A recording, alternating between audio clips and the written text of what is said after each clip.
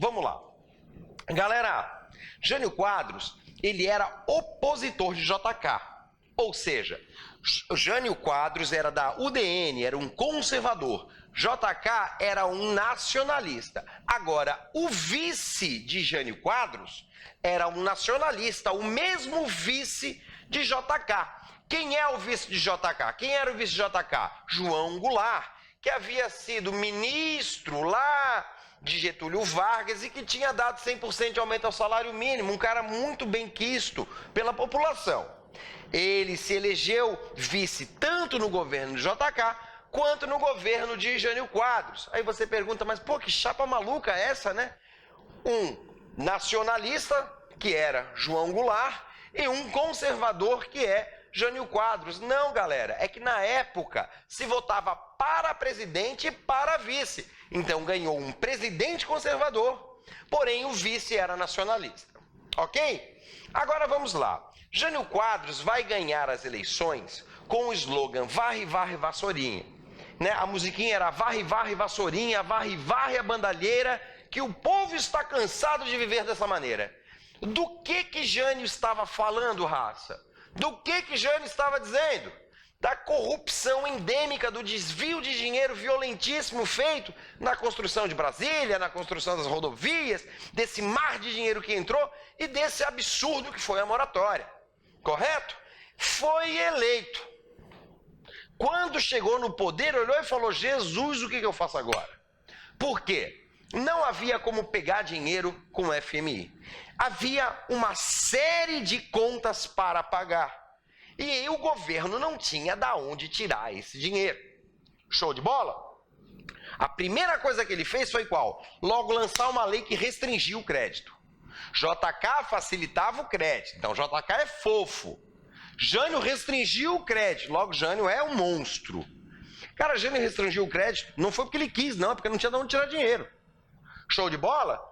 JK fez com o dinheiro do FMI. E Jânio fez com que dinheiro? Faria com que dinheiro? Então ele restringiu o crédito. E junto com a restrição de crédito, o nosso caspento Jânio Quadros aí fez uma série de medidas impopulares também. Proibiu a rinha de galo, proibiu o uso de biquíni em desfile de misses, proibiu o uso de lança-perfume, que era muito difundido no carnaval. Ou seja, ele vai criando uma antipatia, porque a questão é a seguinte, galera, presta atenção aqui. Durante o governo JK, a dona Maria queria comprar uma geladeira, ia lá na loja, fazia o carnezinho, comprava a geladeira. A dona Maria queria o fogão, ia lá na loja, fazia o carnezinho, comprava o fogão. Jânio acabou com isso. Aí tu pergunta pra tua vovozinha lá, pergunta pra sua avó, pra sua bisavó, quem é o cara legal? Se é Jânio ou se é Jango? Né? Se é Jânio ou se é Jango, coisa nenhuma, pessoal. Ficou doidão? Se é JK ou se é Jânio Quadros? Pô, com certeza a tua avó vai dizer, pô, JK é o cara. Por quê? Porque a dona Maria, no caso a sua avó, conseguia comprar esses produtos. E no governo Jânio ela não conseguiu. Porque Jânio quis? Não, porque Jânio não tinha dinheiro. Entenderam isso, galera? Então a restrição de crédito vai gerar uma impopularidade muito grande. Então o que ele vai tentar fazer? Reverter esse quadro, arrumando dinheiro para o Brasil. Aí eu pergunto a vocês, o bloco capitalista está dando dinheiro para o Brasil? Não. O FMI rompeu ligações com a gente por causa da moratória. O mundo não está bipolarizado? Se o bloco capitalista não me dá mais dinheiro, eu vou buscar dinheiro aonde? Com a União Soviética. E assim foi feito. JK, então, como fez a moratória, impediu que Jânio tivesse acesso ao dinheiro do bloco capitalista, fazendo com que o Jânio buscasse esse dinheiro lá com a União Soviética. Só que assim, galera, isso aqui isolou o Jânio totalmente no poder. Explicar para você por quê. Galera, a burguesia já estava bastante irritada. Por quê? Porque Jânio fez a restrição de remessa de lucros. Então, a galera dessas multinacionais já estava bastante chateada porque não podia mais mandar todo o dinheiro para fora. Isso é ótimo para o país, tá? Não estou discutindo isso. Isso é uma coisa boa que foi feita. Mas para essas multinacionais não era interessante. Então essa galera já está isolando Jânio. Está dizendo, Jânio, você eu não topo. Quando o Jânio se aproxima da União Soviética, ele se afasta tanto da direita quanto da esquerda.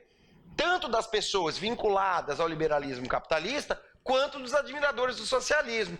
Aí você pergunta para mim, mas como, professor? Tudo bem, os caras do bloco capitalista, ligados ao liberalismo, ficarem preocupados com essa aproximação, natural. Agora, os comunistas não vão ficar felizes em ver o Brasil se aliar à União Soviética? Não vão ver o Brasil, não vão ficar felizes ao ver o Brasil se pegando, pegando dinheiro com a União Soviética, se aproximando de uma república socialista? Não.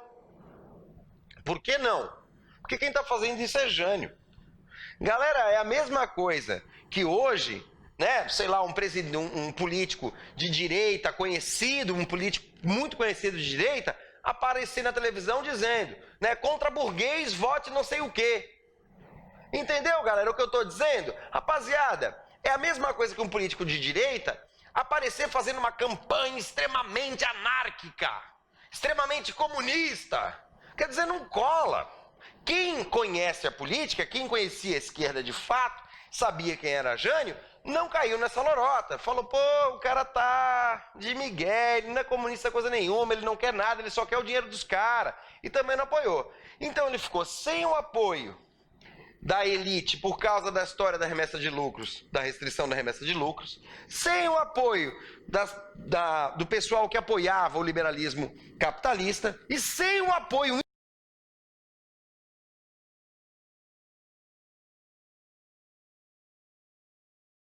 inclusive dos comunistas.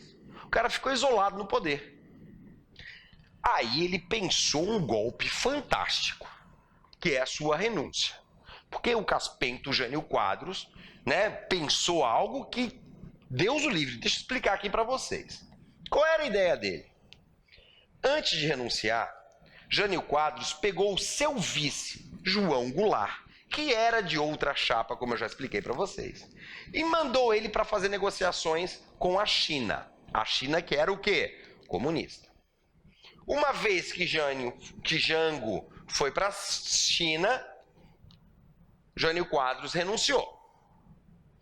Como quem diz, quem está se aproximando do comunismo não sou eu não. Quem está se aproximando do comunismo é João Goulart. Fazendo isso, o que Jânio acreditava? Que o povo, com medo do comunista João Goulart, pediria para ele voltar ao poder. E ele retornaria à presidência nos braços do povo, como fizera Getúlio Vargas. Só que tem um detalhe, né, Raça? Getúlio Vargas criou as leis trabalhistas. Getúlio Vargas teve uma política populista de sempre apoiar muito o trabalhador, desenvolveu indústria, fez o país crescer. Jânio Quadros fez o quê? Proibiu a gatinha de usar biquíni, proibiu o lança-perfume, não deixou a Dona Maria comprar sua geladeira. Ou seja, quando ele disse, tô indo, o povo falou o quê? Falou, meu irmão, já vai tarde. Ninguém pediu para ele sair. Ele renunciou dizendo que forças ocultas me impedem de governar. E depois, quando perguntaram, mas Jânio, por que você fez isso, cara? Ele responde, filo porque quilo. Pronto. Por quê? Por que ele respondeu essa coisa ridícula de filo porque quilo? Porque ele entendeu que o golpe dele tinha saído pela culatra. Que ninguém ia querer que ele voltasse ao poder. E que João Goulart, de fato, se tornaria presidente. Show de bola? Então, com a renúncia de Jânio Quadros, assume o poder João Goulart. Não, assume a presidência, porque ele assume sem poder algum. Como assim? Ele se torna presidente sem poder? Isso mesmo.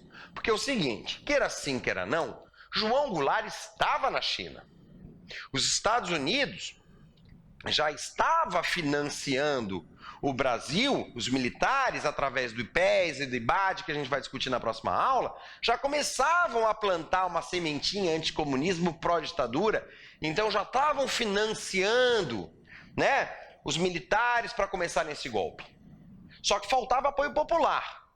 Então os militares já tentaram aqui impedir a ascensão de João Goulart. E aí vai entrar esses dois camaradinhas aqui em ação. Quem são eles? Leonel Brizola e Tancredo Neves, que vão fazer a união pela legalidade e vão fazer um acordo com os militares, que embora tivessem dinheiro e apoio dos conservadores, não tinham o apoio popular necessário para o golpe. Então vai entrar em acordo com Brizola e Tancredo no que a gente chama de união pela legalidade, que propôs o quê? Tudo bem, se os militares não querem que João Goulart assuma o poder como presidente, a gente vai dar um migué, vai criar o quê? Um parlamentarismo. Volta, professor. Um parlamentarismo. Ou seja, João Goulart vai ficar como presidente.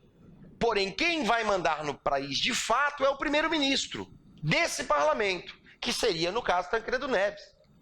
Ou seja, João Goulart assume a presidência em 1961, após a renúncia de Jânio Quadros, porém sem seus poderes constitucionais. Ele não tinha poderes constitucionais. Show de bola, galera? O que vai mudar em 63 com um plebiscito. Um plebiscito feito para quê? Para que a população escolhesse pela manutenção desse parlamentarismo que durou de 61 a 63 ou o retorno ao presidencialismo, que caso ganhasse, daria plenos poderes a João Goulart. Galera, foram 3 milhões de votos para o parlamentarismo e 9 milhões de votos para o presidencialismo, o que deu a João Goulart a certeza do apoio popular que ele tinha. E quando tomou, enfim, os seus poderes constitucionais, João Goulart disse o quê? A economia vai mal, a gente está com uma série de problemas e não adianta tampar sol com peneira. É necessário fazer profundas reformas de base, entre elas a reforma agrária. E é aí que o IPES, o Instituto de Pesquisas e Estudos Sociais, o Instituto Brasileiro de Ação Democrática, o IPES e o IBAD, através das ações do embaixador americano Lincoln Gordon e do financiamento do governo americano, vão encher de dinheiro parlamentares para começar a votar contra as ações de João Goulart, para não deixar aprovar as leis, para dificultar a vida de João Goulart, que ainda assim batia e dizia que as reformas teriam que sair. Nesse momento, a Igreja Católica organiza a Marcha da Família com Deus pela Liberdade. Coloca 500 mil pessoas na rua contra o comunista João Goulart, que de comunista não tinha nada, ele só queria dividir terras improdutivas. Porém, a igreja taxou o cara de comunista e colocou 500 mil pessoas na rua. O que isso deu, galera? A única coisa que estava faltando para os militares, que tinha dinheiro americano, tinha força política dos conservadores, porém até aqui não tinha o quê? Apoio popular. A partir do momento que 500 mil pessoas se põem na rua pedindo uma intervenção militar, meu amigo, na noite do dia 1º de abril de 1964, os militares depõem o governo constitucional de João Goulart e dão início a um longo período da ditadura militar, que nós vamos ver na próxima aula. Um abraço!